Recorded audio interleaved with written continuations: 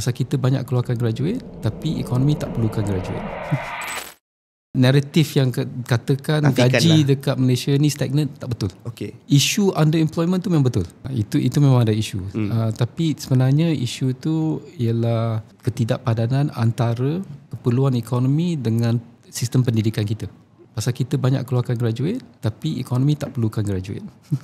Secara purata itu satu statement yang sangat panas. Okay, betul. tak apa. Itu pun saya dengan pendidikan tinggi memang tak setuju. Okay. Jadi secara puratanya ekonomi moden yang telah membangun 25% sahaja daripada pekerjaan baru memerlukan ijazah.